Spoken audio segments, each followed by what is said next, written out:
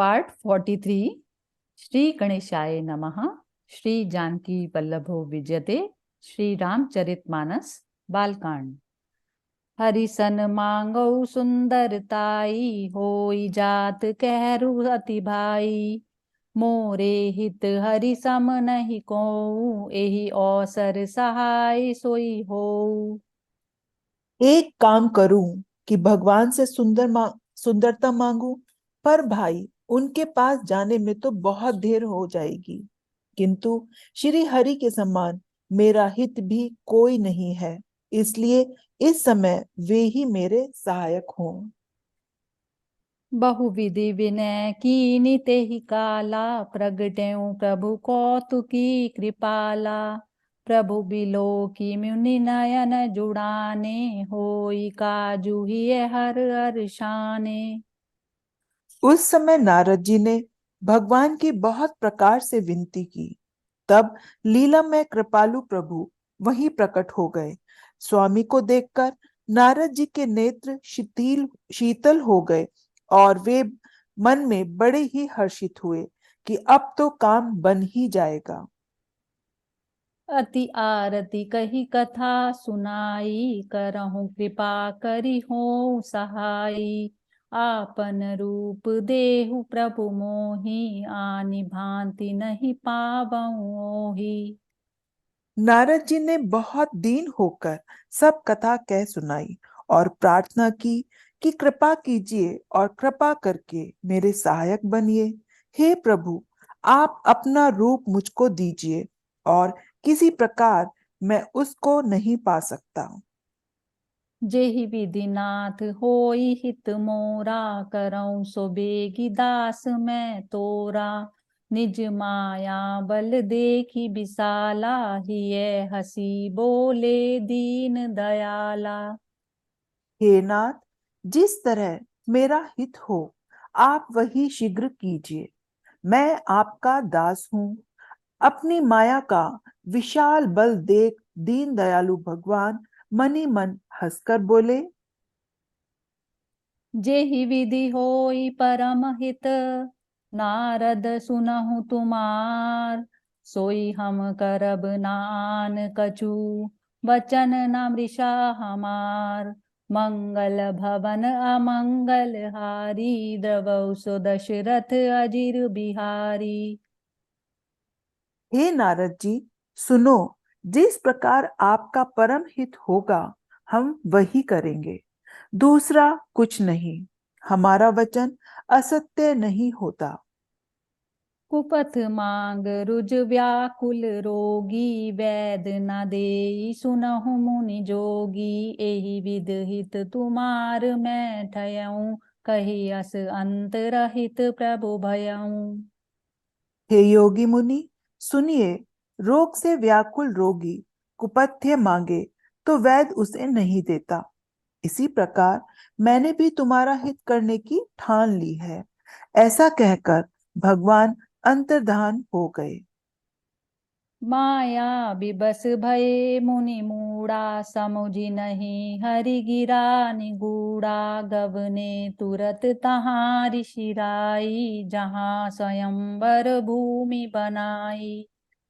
भगवान की माया के वशीभूत हुए मुनि ऐसे मूढ़ हो गए कि वे भगवान की स्पष्ट वाणी को भी न समझ सके। ऋषिराज नारद जी तुरंत वहां गए जहां स्वयंवर की भूमि बनाई गई थी। निज निज आसन बैठे राजा, बहु बनाव करि सहित समाजा। मुनि मन हर्ष रूप अति मोरे, मोहि तजी आनहि बारहि न भोरे। राजा लोग खूब सज धज कर समाज सहित अपने अपने आसन पर बैठे थे। मुनि मन ही मन प्रसन्न हो रहे थे कि मेरा रूप बड़ा सुंदर है, मुझे छोड़ कन्या भूल कर भी दूसरे को न बरेगी।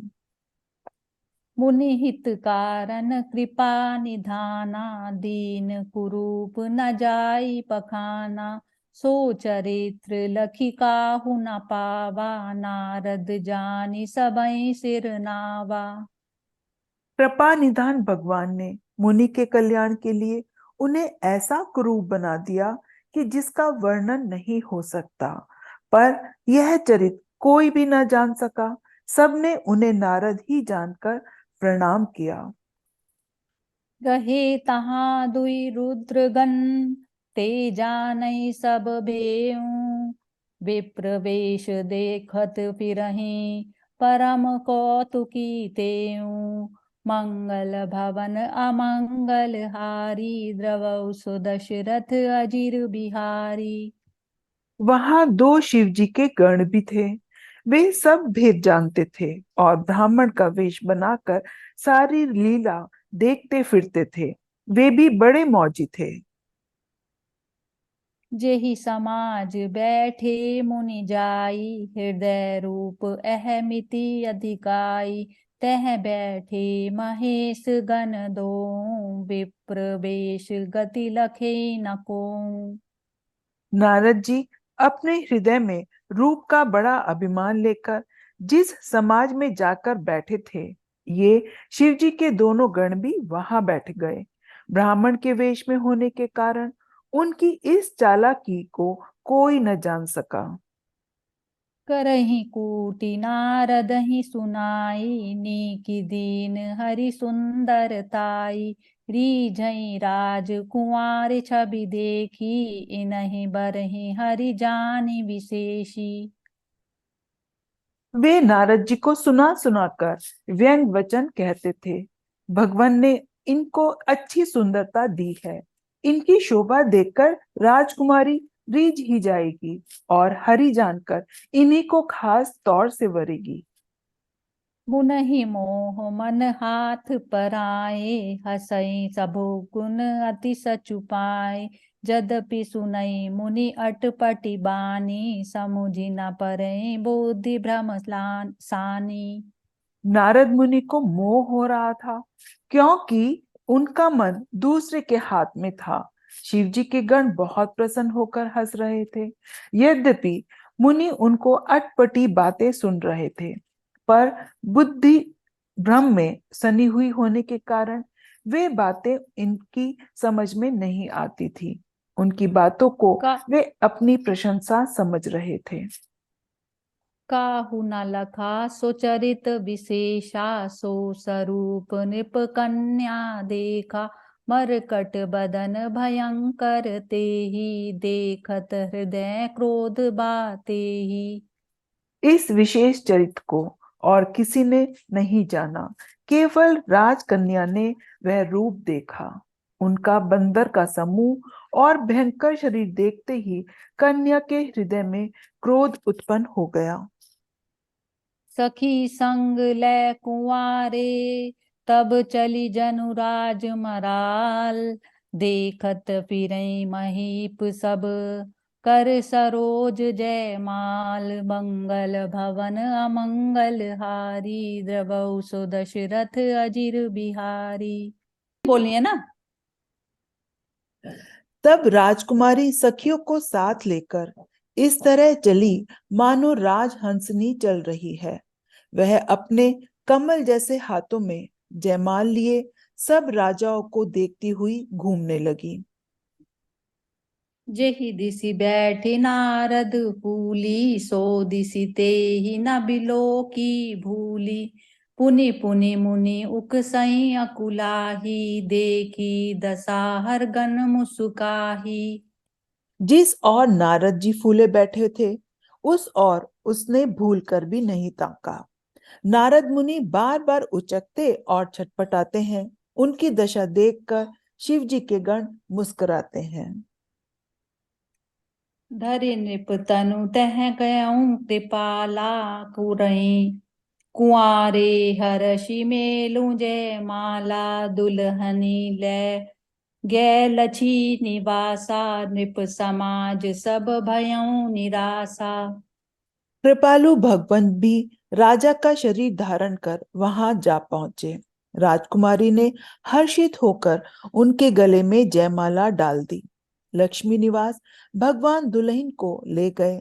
सारी राजमंडली निराश हो गई। मुनि अति विकल मोह मति नाठी, मनि गिरी गई छूटी जनु गाठी। तब हर गन बोले मुस्काई, निज मुख मुकुर बिलो कहूँ जाई। मोह के कारण मुनि की बुद्धि नष्ट हो गई थी। इससे वे बहुत ही विकल हो गए, मानो गांठ से छूटकर मणि गिर गई हो। तब शिवजी के गणों ने मुस्कुराकर कहा, जाकर दर्पण में अपना मुंह तो देखिए।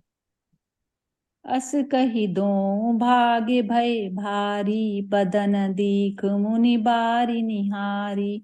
बेशु बिलो की क्रोध अति बाड़ा, तिनहि सराप दीन अति गाड़ा। ऐसा कहकर वे दोनों बहुत भयभीत होकर भागे।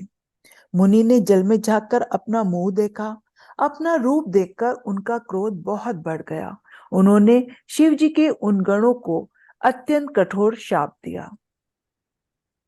हो निशाचर जाई तुम, कपटी पापी दो। हसेऊ हमई सो लेऊ फल, बहुरी हसेऊ मुनि को।